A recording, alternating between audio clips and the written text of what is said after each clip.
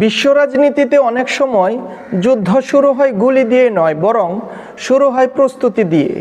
এই মুহূর্তে ঠিক মধ্যপ্রাচ্যে সেই পরিস্থিতি তৈরি হচ্ছে। রয়টার্স বলছে, যুক্তরাষ্ট্র দীর্ঘমেয়াদী সামরিক অভিযানের প্রস্তুতি নিচ্ছে ইরানকে ঘিরে। অর্থাৎ পরিকল্পনা শুধু একদিনের হামলা নয়, বরং সপ্তাহব্যাপী ধারাবাহিক অপারেশনের সম্ভাবনা মাথায় রেখেই সেনা সাজানো হচ্ছে। প্রশ্ন হলো, যুদ্ধ যদি ঘোষণা না করা হয় তাহলে এত প্রস্তুতি কেন? পেন্টাগন ইতোমধ্যেই মধ্যপ্রাচ্যে অতিরিক্ত বিমানবাহী রণতরী পাঠাচ্ছে। যুদ্ধ বিমান, ক্ষেপণাস্ত্র, প্রতিরক্ষা ব্যবস্থা এবং হাজার হাজার সেনা যুক্ত করা হচ্ছে।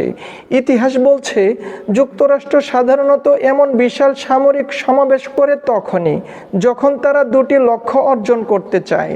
প্রথমত, সরাসরি যুদ্ধের ক্ষমতা তৈরি করা। দ্বিতীয়ত, যুদ্ধ শুরু না করেই প্রতিপক্ষকে ভয় দেখানো। এখানেই পরিস্থিতি আরও জটিল হয়ে ওঠে, কারণ একই সময়ে ওমানে যুক্তরাষ্ট্র ও ইরানের কূটনৈতিক আলোচনা চলছে।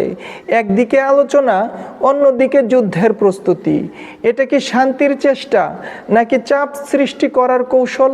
ডোনাল্ড ট্রাম্প নিজেই বলছে, কখনো ভীতি প্রদর্শন সমাধান এনে দিতে পারে। এই বক্তব্য ইঙ্গিত দেয়, সামরিক শক্তি এখানে শুধু অস্ত্র নয়, এটা একটি রাজনৈতিক বার্তা। প্রশ্ন হলো, দীর্ঘমেয়াদী যুদ্ধের প্রস্তুতি মানে কি? এর মানে হতে পারে, সম্ভাব্য হামলা শুধু পারমাণবিক স্থাপনায় সীমাবদ্ধ থাকবে না, বরং ইরানের প্রতিরক্ষা মোকাবেলায় পরিকল্পনাও আগে থেকেই তৈরি করা হচ্ছে। কারণ ইরান সরাসরি নয়, প্রক্সি শক্তির মাধ্যমেও জবাব দিতে পারে, যা পুরো অঞ্চলে সংঘাত ছড়িয়ে যেতে পারে।